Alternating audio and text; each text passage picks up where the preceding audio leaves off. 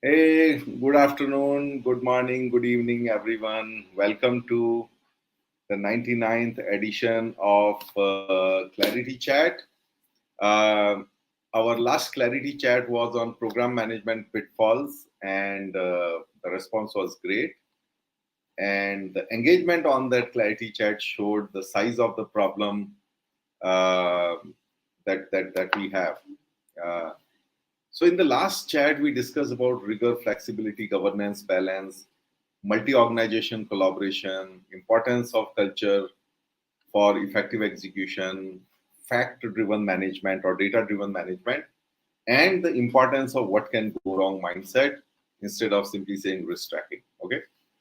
So the feedback we got was good, but we also got to know that it lacked the necessary detailing and the exact templates that people could use.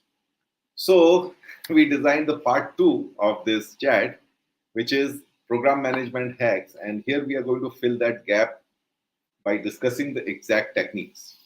So I will detail out both the hard and soft aspects. My philosophy has been, people-centric management. So we are looking at, what exactly goes on in people's minds and what motivates them, what makes them dilute the processes, what makes them adhere to the processes. So we'll discuss all of that, right? We'll cover all the tangible and practical approaches, all driven by these first principles of human behavior.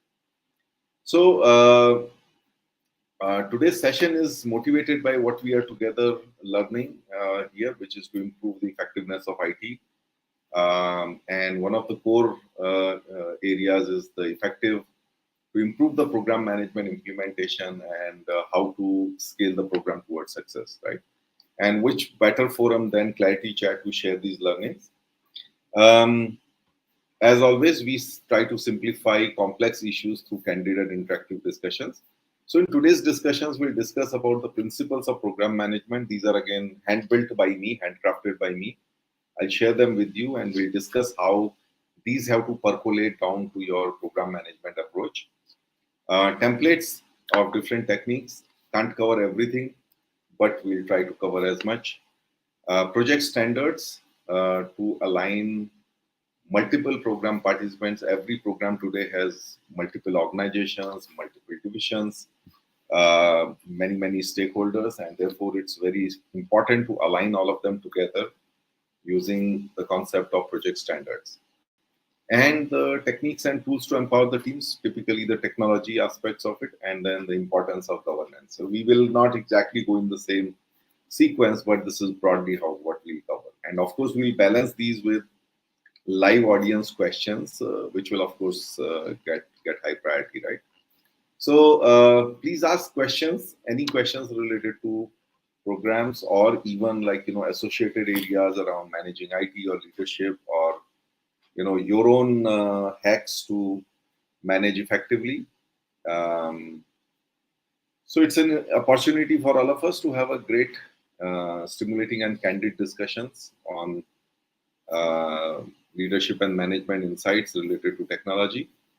As always, you will find honest answers, case studies, and practical approaches that you can apply. So yeah, let's learn together. But then before we go forward, let me bring in uh, an audience perspective here. So we have CXOs, founders, IT managers, and seasoned technology industry leaders in our audience.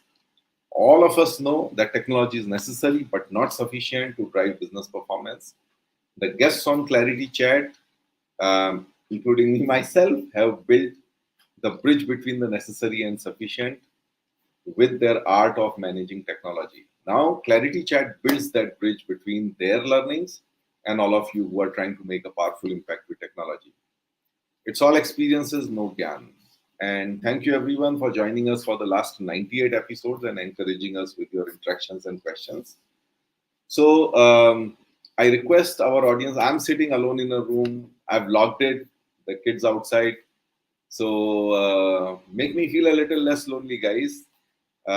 Please share your name and where you're joining from in the comment box of LinkedIn or YouTube. And meanwhile, let's see who all are here. Um, so we have Randolph, Baliwa Randolph from Cameroon. Oh, wow. That's a brand new country for us, for our audience. Thank you, Baliwa. We have Nand Kumar Dhekne. Hey, thank you, Nand, for joining us. And we have Saurabh Pandit so far here. Guys, please keep coming. Keep your names and where you're joining from coming.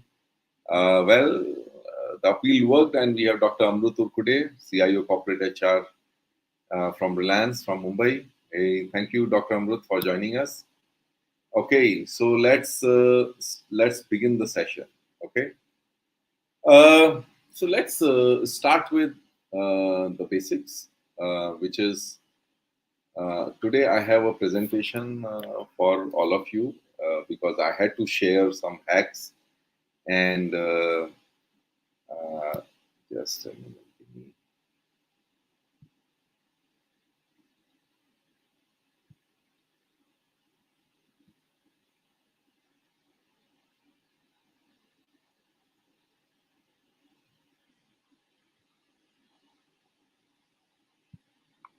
Okay, let me know if you can see my screen. It's coming up.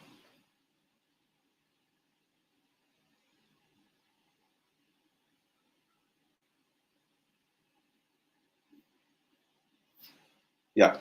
So, but before I start here, I should say that this is not. I mean, what we are going to talk today is uh, not about what you learn in PMI, PMP, and all the formal, the science part of program management. What we are going to discuss today is the practical aspects of program management, and there are things much beyond the typical project planning, which we are going to discuss here. Project planning, project tracking, that we are going to discuss here. Okay. So this is what we are going to cover: the principles, the project program management frameworks and tools, guidelines for collaboration and communication, setting up and conducting meetings effectively. What you will see is that as we go through the session, you'll find that the devil is in the details. Okay, it is like going down to the very very even designing how to conduct a meeting, right? And then in a program you will probably have hundreds and hundreds of meetings. Okay, if you design the conduct of meeting effectively, you're making sure that suddenly um, you're simply increasing the effectiveness of every single meeting. So that's the whole point here, to go deep into the details and just show some how some of these things work at a ground level. Okay, so let's first come to the principles of program management. When we come to saying that this needs to be done, that needs to be done, there can be a number of things, there can be hundreds of things, but underlying those you will always find that there are some simple principles that have to be in place, and they are not more than like 5 to 10 principles. So in a recent program mentorship that I have been involved in, when I started thinking about that, hey, I'm asking them to do 20, 30, 40 things, but let me simplify it by saying what are those core principles where it comes from. Like, for example, I was asking them build trackers, build control sheets, build WBS. And then I realized that, hey, across all of these, there is one big, principle, which is data-driven management or fact-based management. Okay, so so think about this, that we encourage the use of data, numbers, percentages, dates, names, with supporting data, and we discourage the use of adjectives and adverbs. Okay, few, most, many, mostly, almost. I'm sure when you are doing anything, a lot of times, your partner or your own team members will come to you with, "Sir, it's almost done," or "Sir, it's mostly there. Just a few tasks are left." Right? Uh, Many of the team members already know about it. Only few don't know about it. So these are what I call as adjectives and adverbs. Now, when I hear any of these things, my first reaction is, okay, so when you say many know about it, few don't know about it, I want to know the names of those few. Okay, that's data, right? If we say, hey, we are like mostly done, okay, what percentage done? Okay, or what are those, how many tasks are left out? Or what is the number of those tasks left out? I want to see it on a tracker, right? And end of the day, do not leave out anybody cheaply by not insisting on seeing the data behind the few, most, many, etc. Right? So, as they say, in God we trust, everyone else brings data. So, if God says few, most, many, mostly, I'll trust that. But then everyone else needs to provide the data, right? So, and therefore, what you will find that, like, all these trackers, control sheets, they are all there to generate program data for you. Okay. The second thing is inclusive program management. So in today's world, partners are necessity. You cannot run a program without a product partner like SAP or Microsoft or Oracle, or an SI partner, maybe an Infosys, TCS, or even, like, we have a range of those partners, right? So, and then you will have your own business stakeholders, you have your IT team. So there are, like, then you have your senior management. So there are 5, 6 distinct stakeholders that you will always have in a program. So the second principle, and a lot of transparency can be derived from this, is inclusive program management. That means there is one single objective, which is to make that program a success. And if everyone is party to it, then we need to have a certain amount of transparency within the team.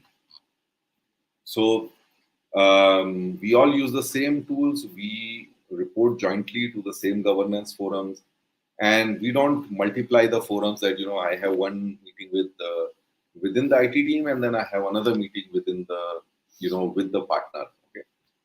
Sometimes, but I would say 90% of the time, it should be all hands on the deck and everyone contributing and being transparent with each other. It is hard because the organization boundaries are real. They are, I would say they are real, tangible, and there's always a motivation to, drive a discussion only with, people like me. But if you really take the risk and go outside and publish, the things that are typically not published to even your other stakeholders, that really builds trust. Okay. Now, in terms of tangible, how do you know tangibly that I am treating everyone as equal? So a typical thing I will tell you is, let's say something like Teams or Google Drive. Everyone in the organization will have access to it. When you get the partner consultants, they have to use their own tools. I would say, why? If they are part of the team, if everyone is collaborating on an enterprise collaboration platform like Teams or a Google Workplace, they also need the same access, because they also need to be part of those discussions. When someone, let's say, shares something on a Google Drive, there shouldn't be an extra action to share it with the consultant, right? So I always encourage that, give the same give. I mean, you must create a separate program, let's say area, like a separate team within the teams. Create those work streams and bring in your partner consultants as needed and as many needed, because you do not want to give an easy exit route, even from an accountability point of view, to anyone saying that I didn't know or I wasn't involved, right? So, and then when it comes to governance forums, design governance forums which are joined. So if you're doing daily management, involve your partner in that, right? If you're presenting to the steering committee, make sure that all your partners are there in the steering committee so that there is no second-hand information. If my partner is doing everything, why should I be speaking on their behalf? And when tough questions get asked by my management, then I end up defending the partner, or I end up making commitments on behalf of the partner. Why not let the partner do it themselves, right? Um, the third one is business driven programs. Okay, so there is nothing called an IT driven program. IT, we are the orchestrators. Okay, so each business function, when we are orchestrating, when we are doing the program design, we also have to understand that most of the program decisions, okay, are related to business processes, are related to business data, okay, and the ownership of that data or the processes is with the business functions. Unless you are doing, an IT specific program, for example, IT service management tool implementation, right, or let's say a CMDB implementation, or let's say any kind of infrastructure implementation. Most of the application related programs will require a ton of business decisions related to data processes, roles, reports, forms, and everything. And therefore, you need to put business in front and center of that, and take a sort of take a orchestrator role rather than that I need to do everything or I need to force everything, right? So far, I just want to take a quick pause and see if there are any questions so far. Oh my God, I'm just trying to. Yeah. Let me know if you have any questions so far, because whatever we are speaking beyond that or presenting beyond this will be related to. Will bring in these principles in front. Okay. Then yeah. So if we are saying the programs are business driven, the business has to drive them. What does the IT team have to do? What does the program team has to do? So we have a lot to do. I mean, project mechanisms, plans, tracking, control of scope, time, budgets, activity closures, project standards, driving the collaboration, communicating, in different forums, running the governance mechanism. Every single governance mechanism requires an agenda, a presentation, and then requires the follow up on the action items that come out of those. There's a lot of work, documentation work, tracking work that needs to be done by the program team. So we are supposed to do that, and then we are supposed to put the business guys in front and center of those.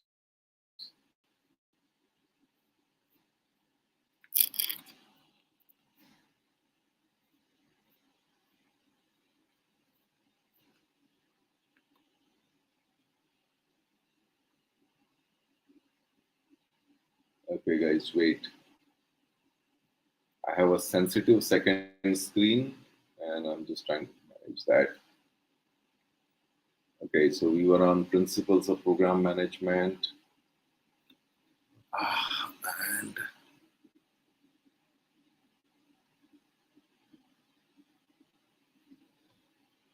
okay.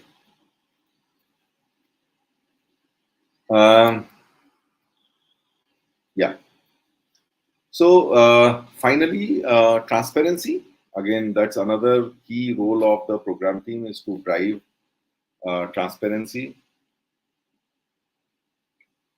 Plans, trackers, statuses, control sheets in a timely manner, which is what then basically pushes people, to catch up, right? So transparency, the moment you create these comparative trackers that hey, the program status on different work streams. I'll show you some samples of it. But how different work streams are doing, the moment you put it in a public place, I think it puts pressure on the people who are in red or yellow, and that's actually a very important positive pressure to be applied. Okay.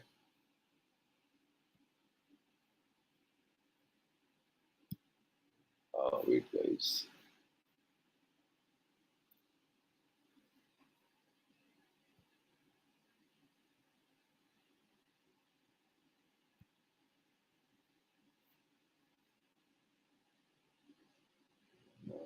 There's something wrong here.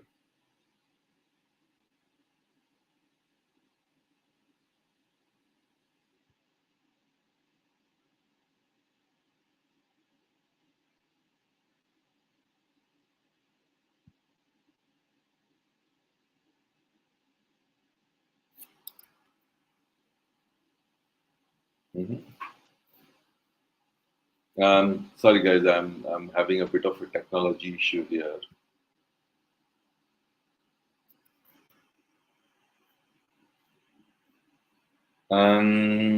Okay. Let me.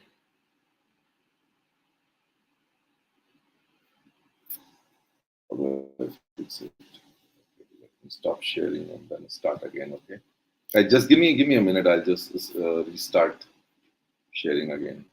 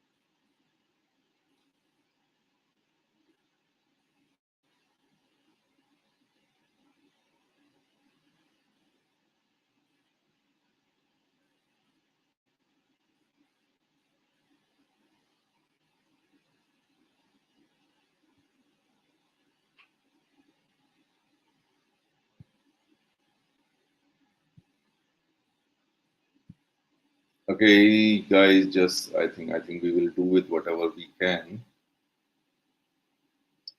Uh,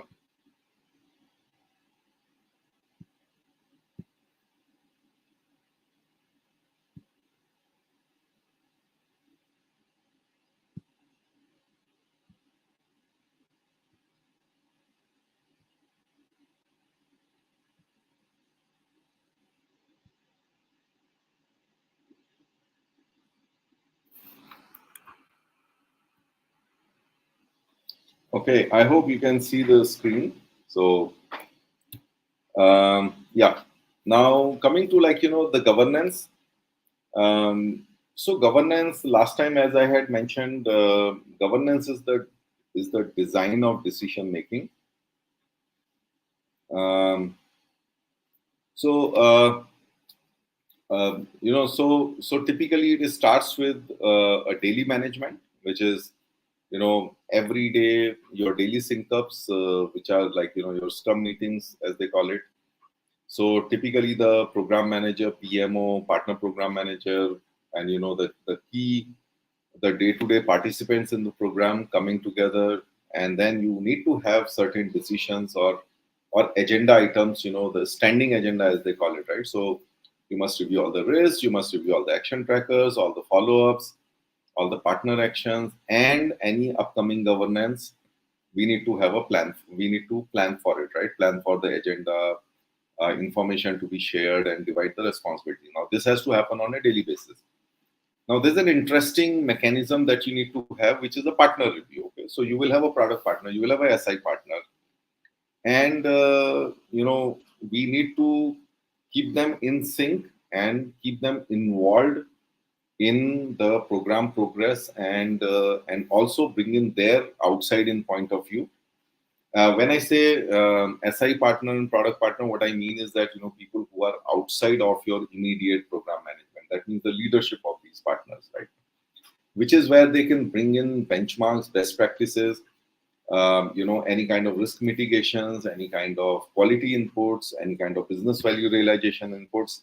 Now, where does this particular forum come from? Please understand that.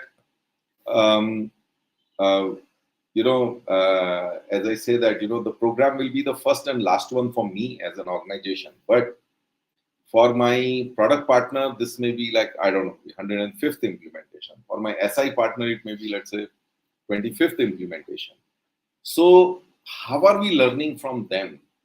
Uh, as we continuously progress on our program and we keep facing different problems, which is so typical of programs, how do we put the whole program in the next year by learning from people who have done multiple such programs? So that's where your product partner and SI partner come in, and typically any kind of risks that you come across, any kind of like, what happens if kind of questions, any kind of big challenges, any kind of, let's say, infrastructure dependencies, any kind of, let's say, big business process decisions you need to take. These are the things that need to be taken to them and explicitly ask them that, hey, how do others do it? Where have you done this before? Where have you handled this before? And not necessarily that they can give you an immediate answer, but they at least know that what you're facing, and they can go across to the rest of the organization, other projects, and bring you some answers, right? Then third one is the third important stakeholder is your business teams. Okay, so business work streams. Again, when I said put business guys in front of it, so whoever is the business head, whether it's the plant head or whether it is the supply chain head or whether it is the design head, whatever work stream you're running in their area, make sure that that they do their part of it. So we typically look at these programs as purely technology programs, but if you really see, they are, half of it is maybe 60% or 70% of it is technology. There are a ton of 30 to 40% of the actions are on the business side, whether it is redesigning your processes or whether it is migrating your data, whether it is like, giving your user acceptance decisions. Even when you are implementing new technology, your SOPs will change, your roles and responsibilities will change. People will need to be trained. KPIs will need to be defined and tracked. So there are, if you really see it from a, what we call as the eventual ROI of the program, technology is only an enabler. Technology is only the car, right? The steering, brakes, accelerators, and at what speed to drive, etc. So this is all the business head uh, who is supposed to activate that car and run at speed. Okay, we typically build the car and leave it at that, but we also need to, like, make them learn it. So all what we are talking about, the new SOPs, the trainings to be there, adherence to the new system, etc., etc. All of these have to be led by the business area head, and maybe orchestrated by the IT business relationship manager or the IT point person, right? And then you have the steering committee, which is typically senior management, the CXO team, but must also include the partner account managers, both from product and SI partner. And the major decisions, the cost changes, schedule changes, cross-functional impact decisions, major process changes, change management initiatives that need to be run, any communication plans that need to be made. It actually helps to be clear. Again, as I mentioned, the devil is in the details. Okay, so it helps to be clear. What is the purpose of this meeting? Are we just coming, having a cup of tea and going away? Or is there a specific purpose of it? Who are the participants? Choose them carefully. Design the decisions very effective, very clearly, because we said the governance is the design of decision making. So you need to be clear what kind of decisions the forum takes and at what frequency they meet. Just to give you an example, this is how it needs to be detailed out. Okay. And it helps to actually have this level of detailing where, let's say, this daily management group. Okay, so what is the core purpose? Monitor and review the program on daily basis to keep it on track and show transparency and discipline around all the program management processes. Objective: keep the program on track, identify, update, and mitigate risks on a regular basis, ensure timely and complete communication to stakeholders, identify engagement at escalation points with partners, and ensuring rigorous documentation. These are the objectives. Meeting agenda. When we say meeting agenda, this is what we call as the standing agenda, right? These are things that you will discuss whenever you meet. If there is nothing to discuss, these are the 4 things you will still discuss, right? So, status of action tracker, track the issue logging, overdue program actions and issues, and update the risk charter. The meeting frequency, the decisions that you can take. Now, if you see here, the second last one, make changes to the program plan that do not affect the overall go live date. So if you have to swap one meeting and another with another one, as long as it doesn't affect the overall go live date, the team can take that decision, right? So, think about this: communications, follow-ups, updating the risk charter. All partner-related actions, making changes to the program plan that don't affect the overall go live date. Who's accountable, to whom they are accountable, who chairs that meeting, and who coordinates the meeting. So, what is the difference between chair and coordinator? Chair is the person who takes the decisions. Coordinator is the person who collates all the agenda and the documentation and frames the entire meeting and runs the entire meeting. So that's a coordinator, and the chair is somebody who will take the decision, right? And then you can decide the core attendees and and invite invitation only kind of attendees. So I hope this makes sense. And then I'm just giving another one again here. It is a view into how you can enrich the governance with traffic lights. So, for example, and this is, let's say, a couple of days before the steering committee, when the daily management group sits, they should decide this agenda and then start working on putting the trackers on that agenda.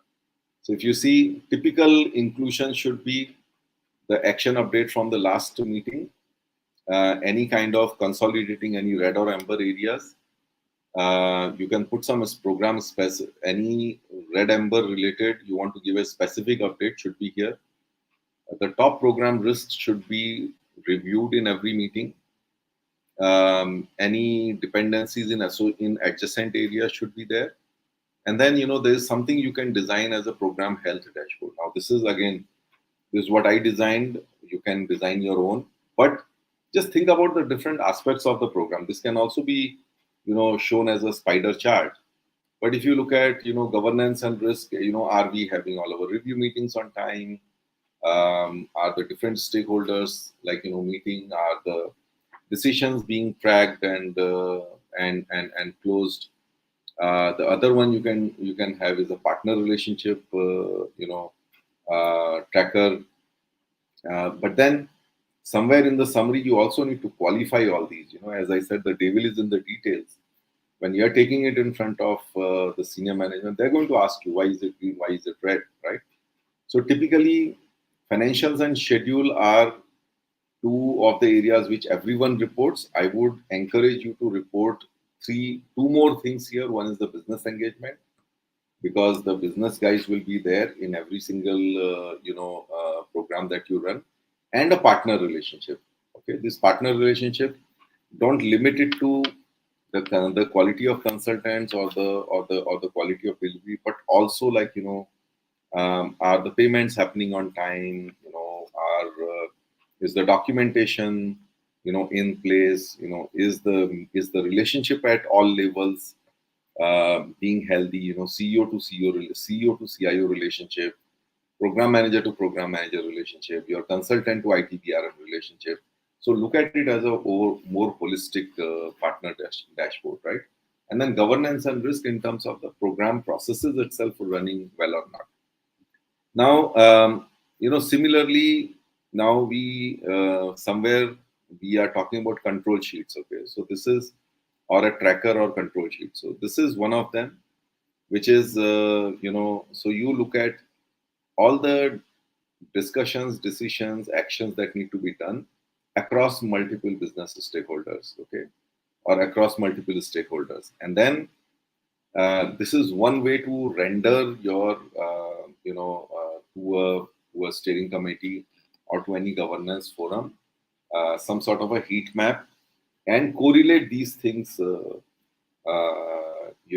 correlate these things with each other. Like, for example, in supply chain, our analytics preparedness is red because the master data has not been finalized, right?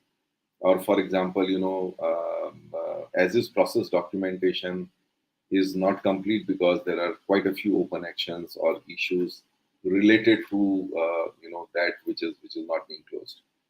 So wait. Okay. So let me go forward. Um,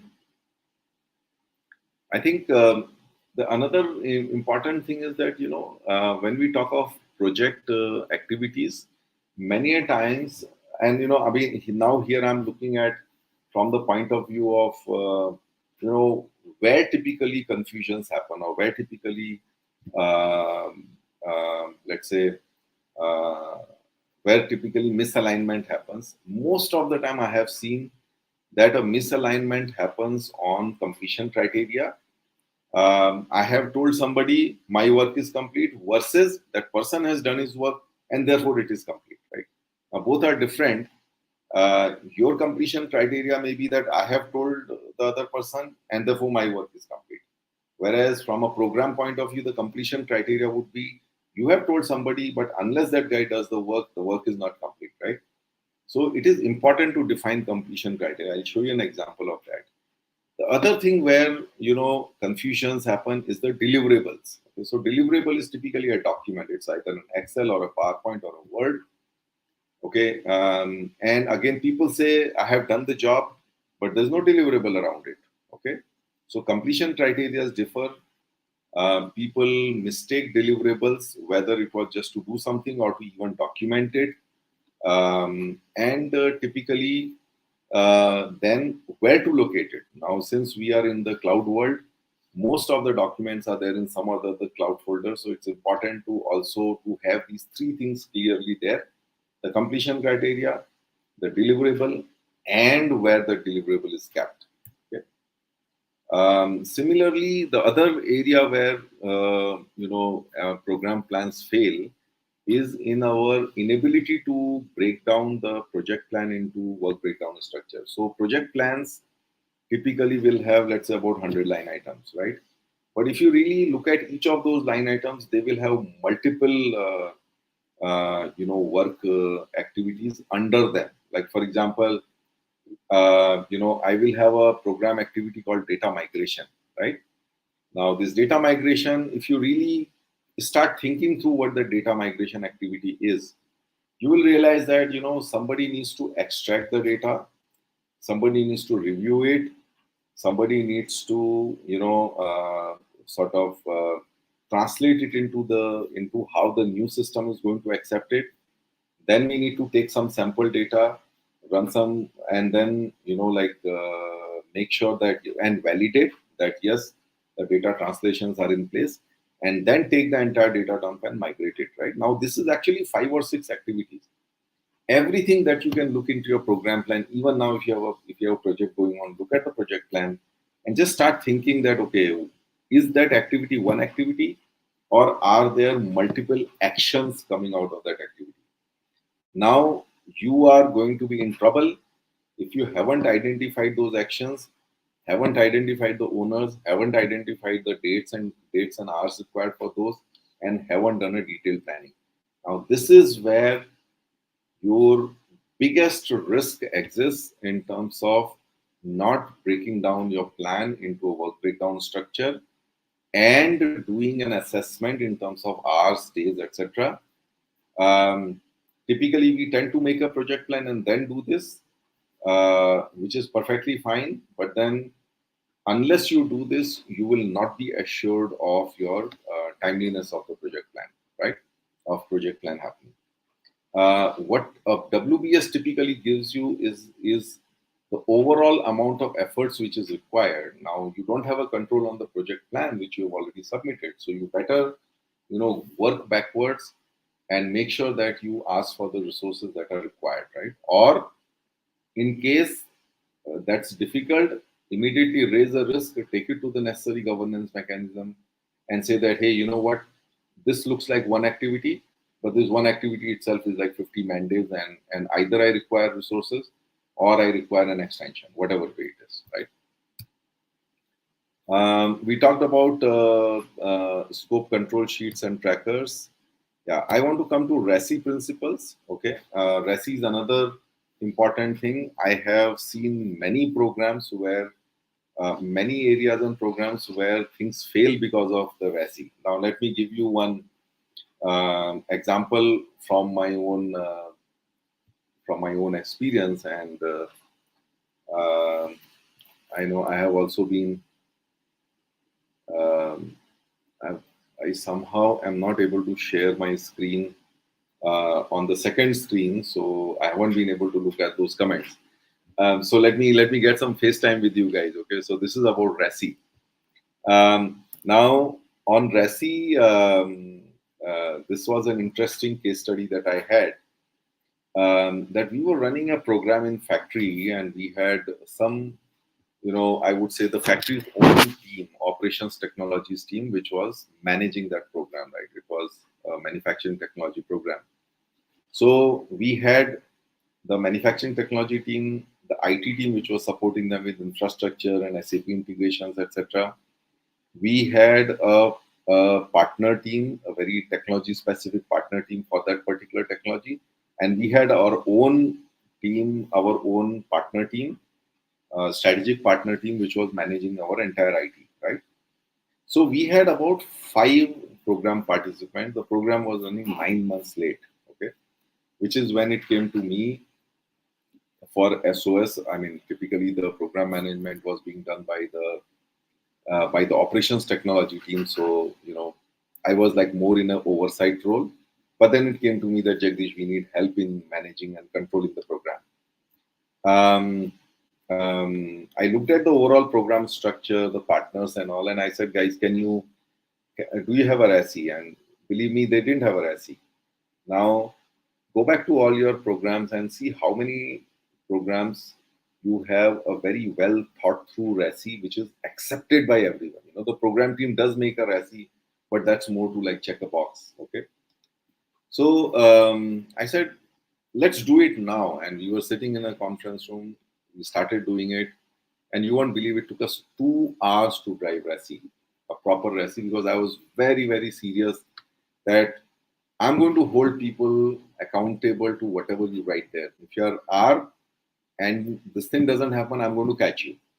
If you're A and you don't do your QA on it, if you don't validate what work has been done, and if there are bugs in that, then I'm going to hold you. The moment I started enforcing the RACI, in terms of the tangible actions that are going to come out of how you define it, I think it took us about 2 hours. But after those 2 hours, it actually, took us. We actually rebaselined the program, and we cut down 3 months from the rebaseline plan.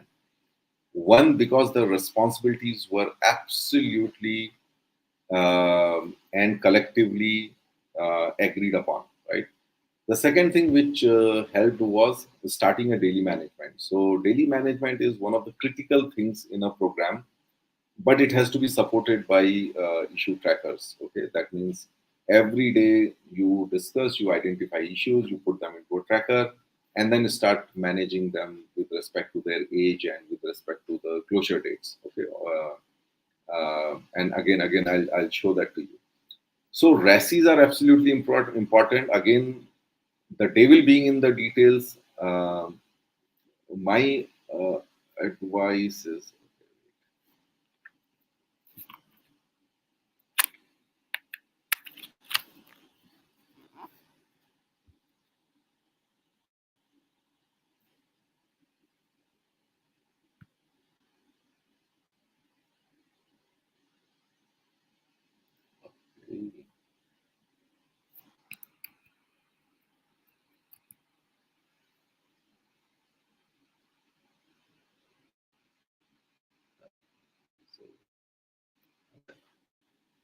I think I'll be able to solve my screen sharing problem now.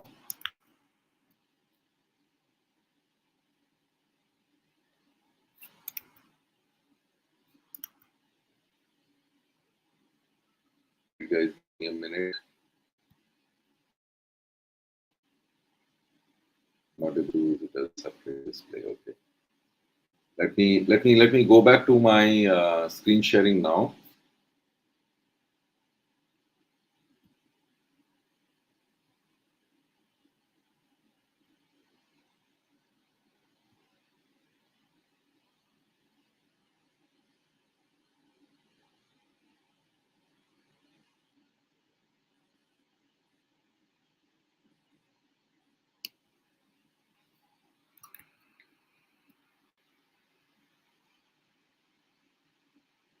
Okay. Yeah. So having said that, see this is a sort of rendering of what I was mentioning.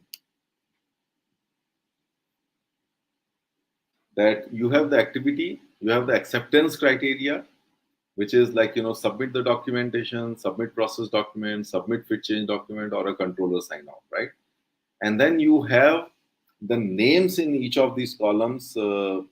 BPO, function head, IT solution architect, finance partner, controller, partner, FI consultant. Now again, the principle here is that the RACI matrix has to be all inclusive. That means it must include all members from the company and the partner.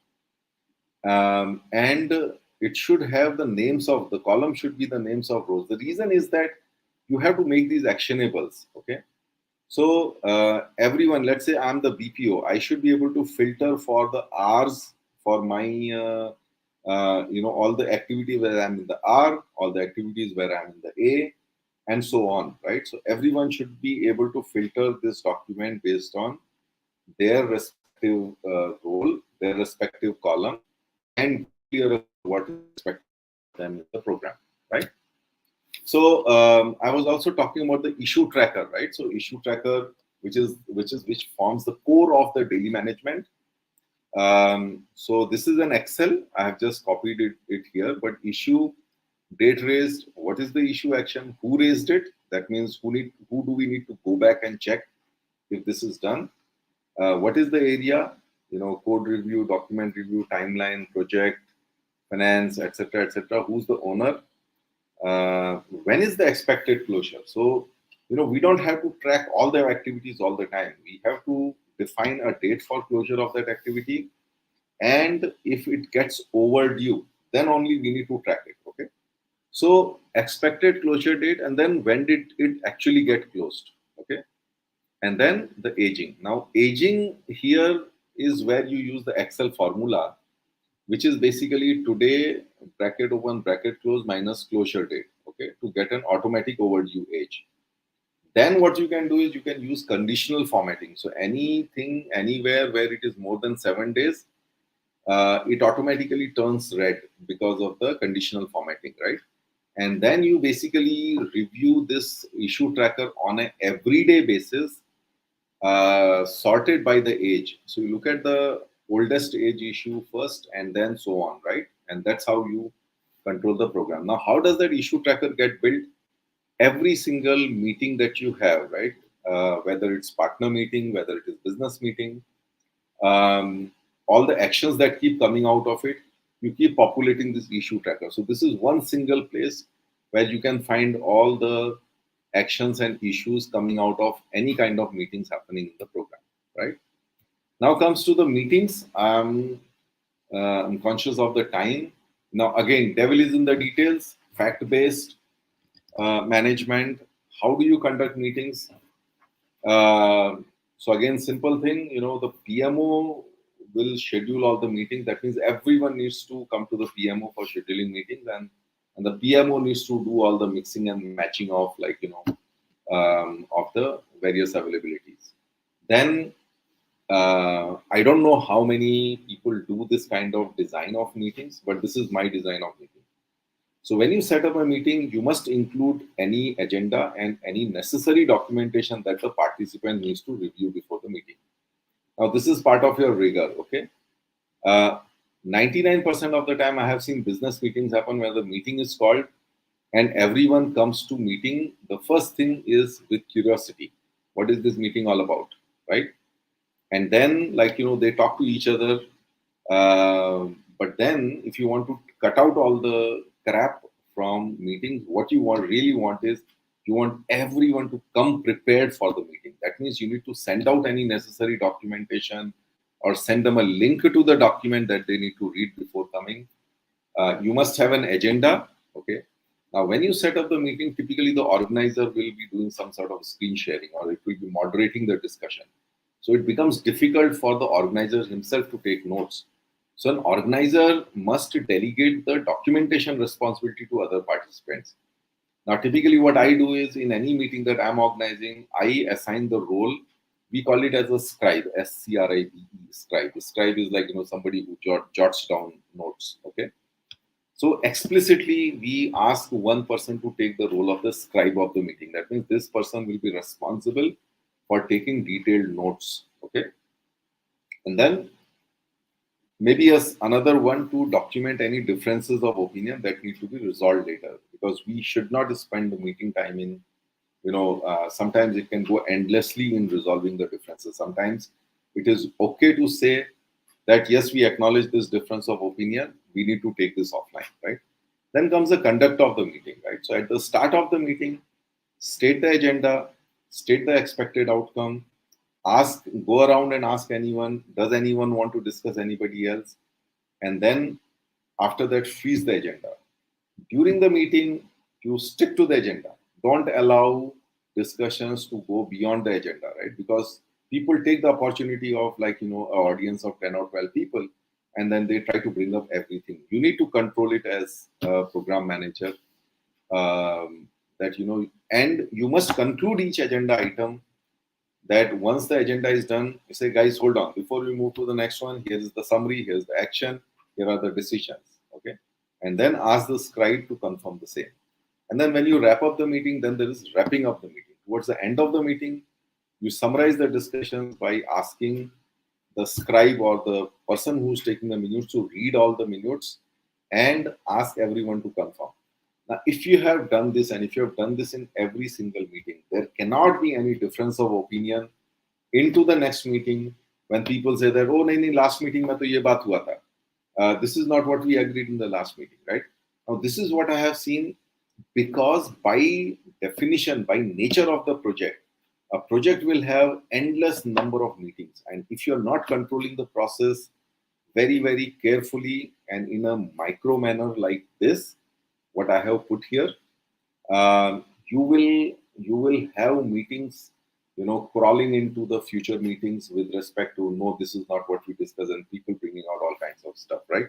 So this is very important to conduct meetings efficiently and to move on and save your time, right? Now again, publishing meeting minutes, standardize the template. Typically, many a times there are three things that we confuse when we are minuting the meeting. Okay, so decisions, actions, and information.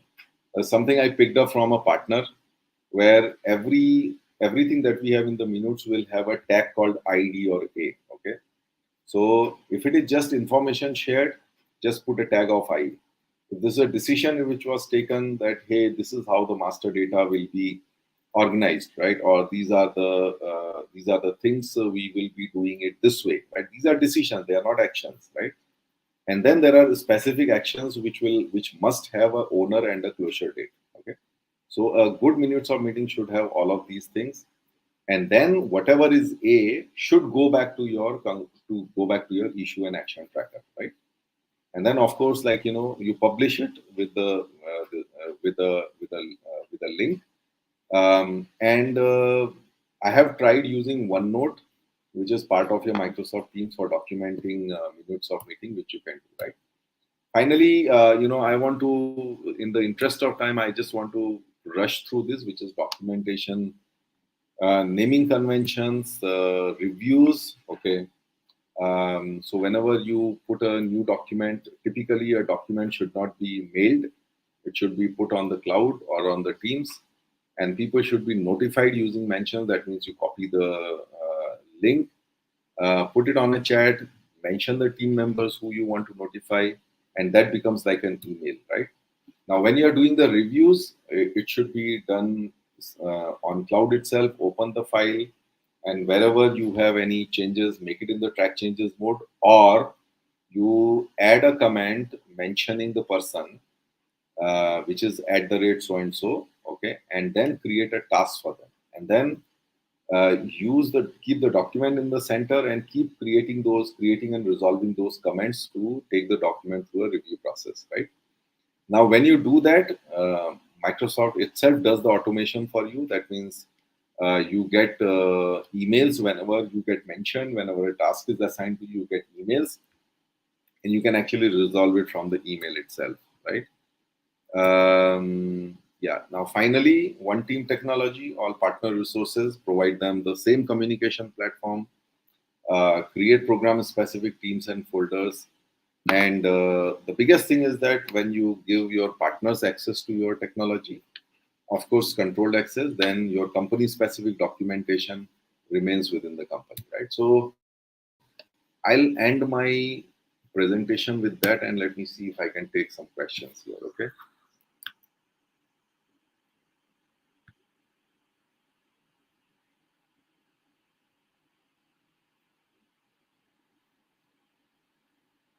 Um, looks like I missed a few things here. But anyway, let me just take some questions here. Mm, um, so we have a comment from Soul Traveler saying, thanks, Jagdish, for providing comprehensive overview of program and project management, practical experience of managing the same. Hey, thank you, guys. We have one comment from Mukesh. He says, I have to leave in between due to some meeting which has come up and I was not scheduled, which touch base. Okay, yeah, thank you. Thank you, Mukesh. Um, at 5:49, sort of, you guys say, oh, you can't see my slides. Oh my God. Okay. I could see that my screen is being shared. But let me see, guys. Anyone who wants to, get the presentation, interested in the presentation, just drop me a personal message on LinkedIn, and I will share with you a version of it, a version of the presentation. I'm sorry, actually, I wasn't sharing too much. It was just slides. I was reading through the slides, so you did not really miss much. Okay. Um, but definitely, I must say that, if any one of you is struggling with any of the programs, I mean, I'm happy to give you a sort of just give you a sounding board, which is like, tell me what's bugging you, and then I can actually tell you some. I can give you some of the hacks or templates, which should help you in that program. So I do, as part of my consulting offering, I do get into what is called a program mentor role, which is where I am pulling in all these insights and all these templates and hacks that I shared with you. So there's a red program that you have, and you are looking at rescuing that program. We can definitely discuss that as well. I mean, I don't want to be doing business development using Clarity Chat, but again, like this is the core of the Clarity Chat, that 83% of the programs fail to deliver value, and I'm sure program management plays a big role in effective program management plays a big role in the success or failure of the program. And as I am doing these, program mentorship roles, I'm realizing that, oh my God, that the track record that I have, which is almost cent percent, success, program success.